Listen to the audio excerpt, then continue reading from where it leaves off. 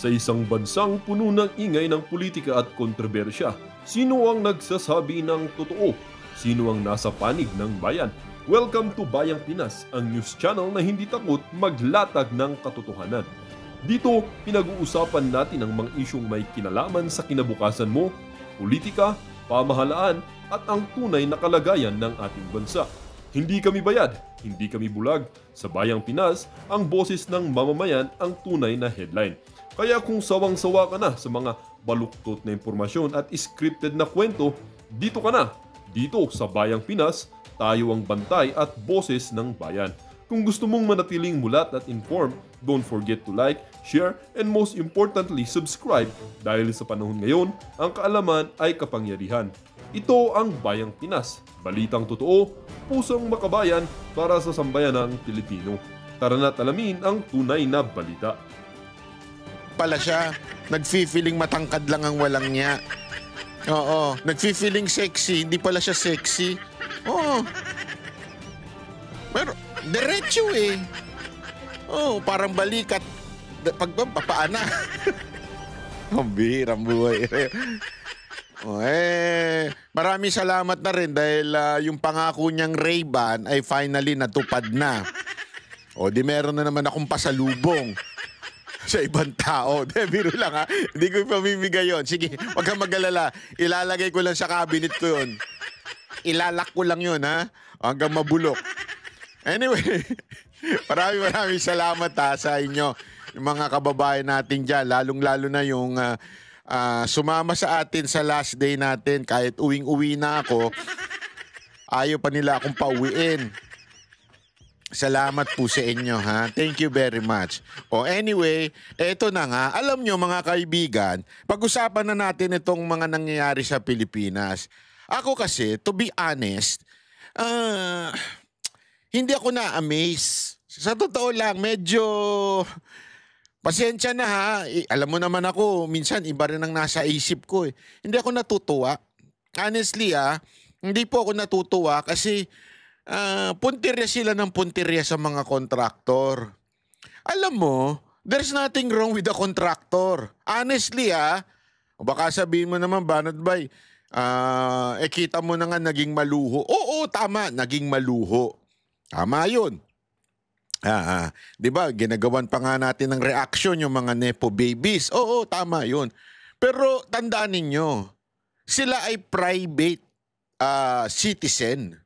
So kung ano man ang gusto nilang kuhanin at kitain at kanilang gastusin, abay wala tayong pakialam doon. Problema nila yung kung gusto nilang maglustay ng pera. Ngayon, the way they got dung pera na yon, di ba? The way they get yung pera na yon ay yun ang problema. Okay? Pero sa akin, hindi pa rin yun ang pinaka-problema. Ang pinaka-problema, bakit pinahintulutan nung pinagkatiwalaan natin sa gobyerno? More than anything else, ang dapat nating sisihin dito ay hindi ng DPWH. May kasalanan ng mga district engineer, mga regional engineer o sino man ang head ng DPWH. Tama, may kasalanan yan. Dahil hindi sila nagdo-double check kung naayos ba ang mga flood control, kung mga proyekto ba ay natapos, hindi sila nagdo-double check. May kasalanan sila dyan. Pero ang pinakadulot nitong problema na ito ay walang iba kung hindi yung nagbibigay ng pera sa kanila. Yung mismong nag-aalat, sabihin yung naglalagay ng budget, walang iba kung hindi ang nagdidesisyon niyan ay Kamara. Sabi nga nila, sandali, Banat Bay, bakit hindi yung Senado? Kasi ganito po yan. Okay? Papaliwanag ko lang. Paano ba dinideliberate ang budget natin? Una, nanggagaling yan sa presidente. Sa executive branch, pinag-uusapan yan ng finance manager ng executive. So, nandyan ng DBM, nandyan ng Department of Finance. So, nag-uusap-usap sila.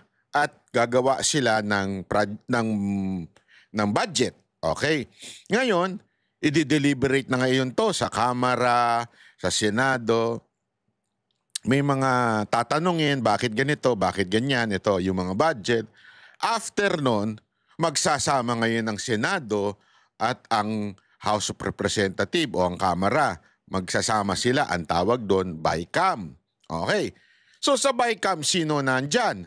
O yung mga membro ng, parang piling membro ng Senado at saka ng, itong Kamara. Pero ang pinaka-problema po dyan ay yung tinatawag nilang small group. Diba? Aside pa doon sa in charge ng finance sa Senado at saka yung Senate President, tapos yung Speaker of the House at saka yung chairman ng committee ng APRO, ng appropriation. Aside from nagsasama yun, nag-uusap-usap, meron pang nagdi-decide. At ang sabi nga ni VP Sara Duterte, walang iba kung hindi yan si Speaker Romualdez at saka si Zaldico. Yun dalawa lang na yun ang talagang huling o final na nagdi-decide kung magkano ang mga budget. Kung meron mang mga insertion di umano na ipapasok, ayan ay sa panahon na yun dalawa'y nag-uusap. So mantakin mo ha, pinag-usapan sa Senado, pinag-ukulan ng panahon, pinag-ukulan ng buong Congress, ng House of Representatives, tapos nag-BICAM pa. Tapos eventually, yun lang din palang dalawa ang magdi-decide. Yan yung pinupunto ni VP Sara Duterte noon. Ano ginawa nila? Fake news daw, tinabla nila, bla bla bla bla bla bla. Nung nagsalita na si Tiangco, aba biglang sumang-ayon na. Nung nagsalita na si Vico Soto, siyempre, yan ang pambato ng mga pinklawan, hindi na rin binatikos. Although, sabi ni Vico Soto, wala naman daw siyang kulay, pero alam natin, yan ang bata ng pinklawan. So, ang punto pa rin dito, bakit nung panahon ni VP Sara Duterte na binabatikos niya si Romualdez at si Zaldico, sinasabi ninyong fake news? Ngayon, sumusumbulat na sa mukha ninyo yung mga problema sa flood control at nare-realize na ninyo na ang punot dulo nito ay si Speaker at si Zaldico, hindi na fake news. Doon ka magtataka. Pero, ladies and gentlemen, meron akong nakikitang kamay na gumagalaw na tila ang sinisisi lang ay yung mga kontraktor. Again, I'm not saying wala silang kasalanan ha, because they're part of the entire, sabihin na nating, can we call it scam, or pwede ba natin tawaging greatest corruption that happened in our country? Ang punto dyan, parte o kasama o sumasang-ayon itong mga kontraktor sa pangyayaring ito, o pati ang DPWH, pero remember, nag-uugat yan doon sa small committee. Yun yung problema. Yan ang pumapayag at yan ang naglalagay. O, magkano budget sa distrito na ito? Magkano dito? Magkano dyan? Sila ho ang naglalagay. So, wala namang, sorry kung talagang nanakawin. O, wala namang mananakaw yung mga DPWH na district engineer, wala ring mananakaw yung mga kontraktor kung walang pinanakaw. Nagigets natin? Para bagang ganito, may pera ako, 1 milyon, halimbawa. May pera ako 1 milyon. Tapos yung asawa ko, may kakuntsaba na snatcher. May kakuntsabang waiter.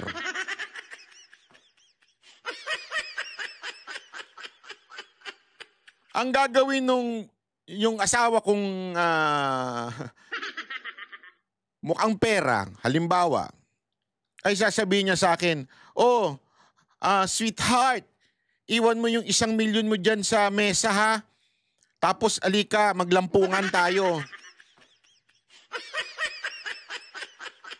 Pasok muna tayo sa banyo, doon tayo mag-sexy time. Pero iwan mo 1,000,000 mo sa mesa. Eh ako naman si tanga. Halimbawa lang naman. Oh, nagpasok kami ng banyo. Nagnyaknyakan kami doon. Oh. Iniwan ko yung 1,000,000 ko. Ang kakuntsaba, yung snatcher at saka yung waiter. Bakit? Kasi sabi ko doon sa waiter, oh, waiter, pakibantayan tong 1,000,000 ko ha. Pero kakuntsaba na siya. So pag nawala yon, may percentage yung waiter, siyempre yung snatcher, at siyempre yung asawa kong mukhang pera. Buti na lang wala akong asawa, no? At least pwede ko example yun. Di ba? So yung asawa ko mukhang pera, kinuntsaba yung waiter tsaka yung snatcher. O, sa kanya yung malaking porsyento. Pero kumita rin yung snatcher, kumita rin yung waiter. O. Again, may kasalanan yung snatcher, may kasalanan yung waiter dahil pinayagan niya. Pero sino talagang may kasalanan doon? Yung mastermind, yung asawa ko, na nagpaiwan sa akin at nang akit sa akin. Kaya tumigas si Manoy. Tama, mali? Parang ganyan, yung kamera. Parang ganyan ang ginawa nila. O, ala tayo ng pera dito, ala tayo ng pera dito. Tapos kung tsabahin natin yung mga DPWH. Tapos itong mga kontraktor. Ang matindi nga ngayon, eto. Hindi, babalikan na sa example. Ang pinakamatindi ngayon, itong asawa, ang kinuha niyang snatcher, kapatid niya. Kinuntsaba niya yung kapatid niya, oh, ikaw na ngayon ng snatcher. Di ba? So, tapos, sa kanya rin mapupunta lahat yun, yung in-snatch na yun. Pero may mas matindi pa dyan. Gusto nyo mas matindi? Ikaw na mismo yung snatcher. Anak ng tutsang kalabaw yan. Yung congressman na mismo, yung kontraktor. Gago! Sino yan? Pangalanan nyo nga dyan sa baba kung malakas sa loob ninyo. Sige nga, sige nga. Pangalanan nyo nga. Gago! Ikaw na mismo yung kontraktor. So pag talikod mo, in-snatch mo na kagad. Hindi ka na nagbigay sa iba. Animal kang putang. Karma is ano.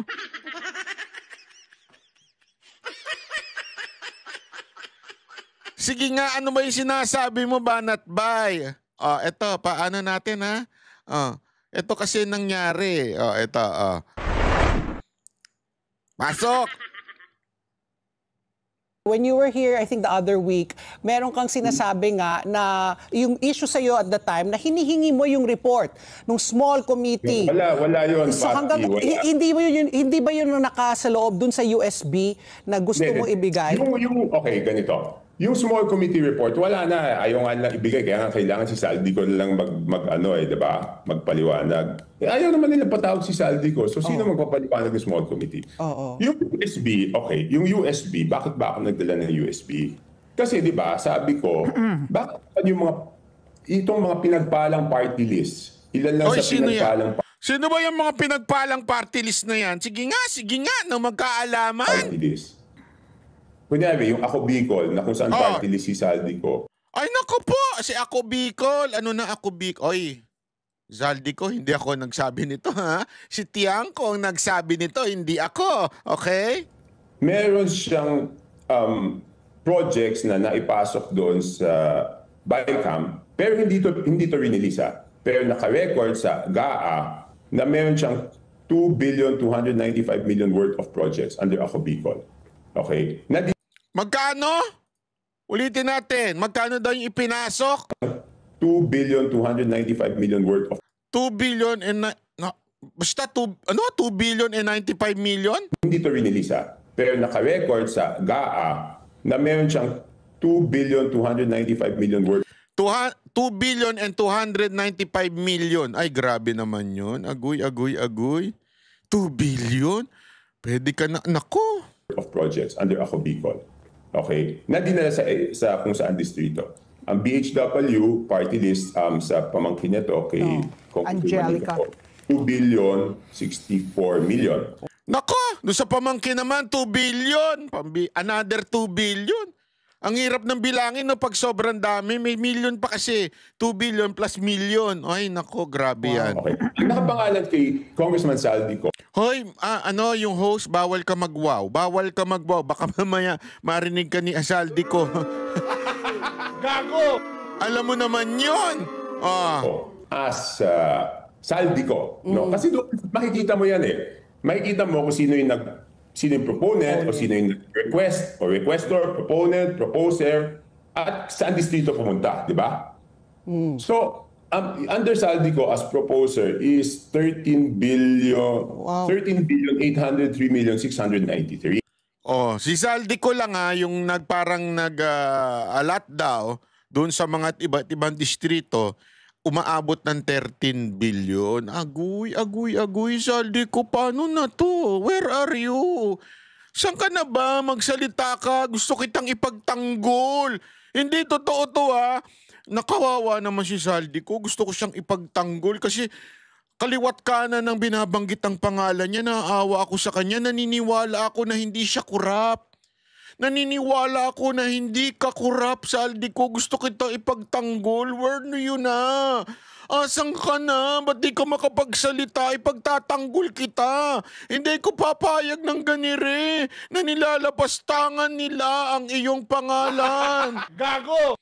Asan ka na? Magpakita ka na. Kawawa naman ng pangalan mo. Pati pamangkin mo damay. Ang laki-laki daw ng inalat mo. Ayoko yan, ipagtatanggol kita, ipaglalabang kita. Ngayon, sinabi ko yung figures. Kaya hindi ko alam may takot sila sa USB. Kasi baka kaya ko lang in-itemize yung kasi baka sabihin lang, inimbento mo lang yan eh. Di ba? So doon nakasulat per project, anong title, magkanong amount, saan distrito napunta. Okay. So, yun ang punto ko. Kaya gusto kong pakita yung USB. Ngayon. Kanino ba galing yan? Kay Ma'am Cathy ba yan? Ma'am Cathy Binag! Namimiss ka na ng Banateros. Yan ba yung USB sinasabi nila? Hindi pa ba natapos siya lintik na USB na yan? Lagi na lang may USB ako naririnig. Ano ba yan? Napakahalaga. Bakit ko kine-question yung pag-identify ng party list? Number one, ang party list, alam ko na meron silang allocation to identify infrastructure projects. Binibigyan rin sila. But kung di ako nagkakamali, it's 100 o 150 million. Let's say 150 million para sa bawat party list. Okay? Kasi di ba kaya naman konti lang yung binibigay na allocation kasi pupunta rin na sa distrito, di mas mabuti ng yung party list, yung district congressman ang mag-request, di ba? But siguro out of accommodation, they can identify 150. So 60 plus party list, yung iba 150 lang. Ano special dito sa mga to? Na bilyon. Diba? Bakit naging bilyon sa mga iba? Sa mga to? Correct. Okay. So, di ba? Anong special? Anong meron? Nako po, ayan na. Grabe as in bilyon daw. Naku naman, nakakawawa naman. Ito na naman si Saldico.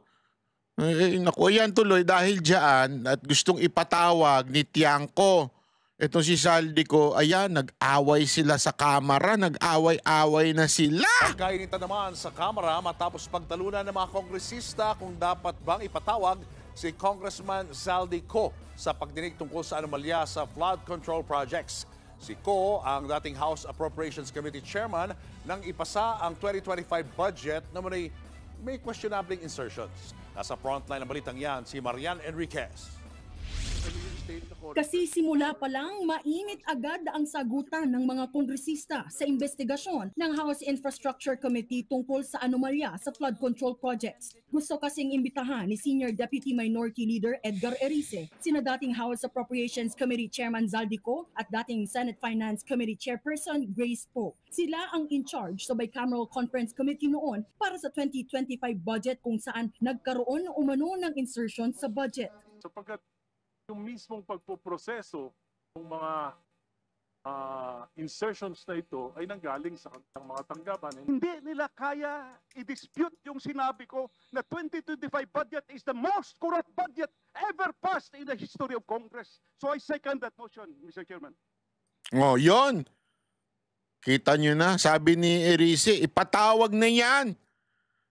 Zaldico, where are you na? Gusto mo ba, Zaldico, samahan kita pag pinatawag ka dyan? Kasi gusto kong ikaw depensahan, sa totoo lang. Gusto kitang depensahan. Naawa na ako sa'yo. Ikaw ang pinupuntiryan nila palagi. Ano bang ginawa mong masama? Ano bang ginawa mo na... At bakit sila galit na galit sa'yo? Ano bang masama sa bilyong-bilyon ng project na para naman sa kapakanan ng taong bayan?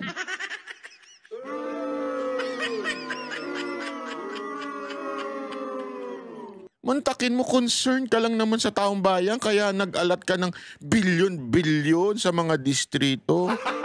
Gago! Di ba? Gusto mo lang naman tumulong sa mga mamamayang Pilipino. Ano bang masama doon? Kayo naman, masyado nyo naman pinagtutulungan si Zaldico. Ayan. Ayaw nang magpakita. Hindi na nagpapakita. Hindi, pero ako, concerned talaga ako, ha? Baka mamaya kung ano na nangyari dito kay Congressman Zaldico. Baka, alam mo na, kasi siyempre, naka-hot seat sa ngayon, mantakin mo. Wala, hindi siya, ni anino niya, hindi nararamdaman ng kahit sino man. Hindi, ako walang biro, ipagdasal po natin ito si Zaldico na siya po ay nasa mabuting kalagayan. Ako po ay concerned talaga. Ako walang biro ito. It's an honest concern. Kasi hindi na siya, wala na, wala ho makapag-interview sa kanya. Mr. Chairman, Pero pumalag dito si Manila 6th District Representative Benny Abante. I am objecting on the motion. I would like to know the reason why, because I would like to find out if we're going to invite them here, are we going to ask them questions? Are they going to answer it? Lalong nagkainitan ng magkasagutan. Grabe, no? Meron siyang tagapagtanggol. Si Pastor Abante. Si Pastor Abante. Hindi ko nga maintindihan bakit may pastor dyan. Hindi naman nanalo yan. Bakit pastor na andyan? Di ba po? Bakit kaya nandyan yan? Pastor na yan. Alam mo, may napanood akong may napanood akong preaching yan. Grabe, sabi ko.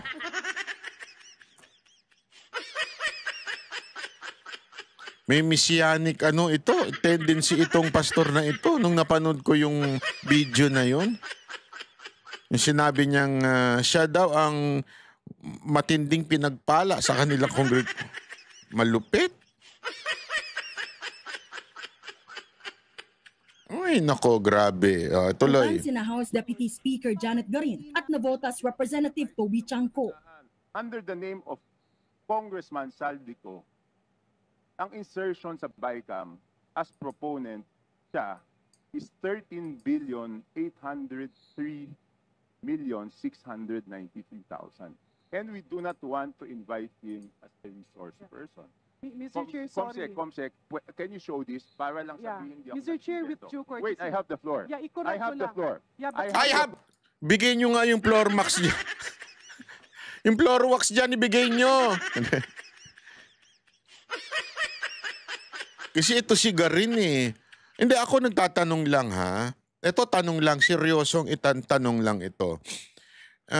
Congressman Abante at saka Congressman Garin, meron po bang premyo pag pinagtanggol nyo sila? Kasi pagtatanggol ko na rin, kung may premyo, ipagtatanggol ko na rin sila. Kasi ang tindi ng pakikipagtanggol ninyo dyan. Tanong lamang po, Congressman Abante at saka Congressman Garin, meron po bang premyo sa inyo, si Zaldico, kung sakaling ipagtanggol siya?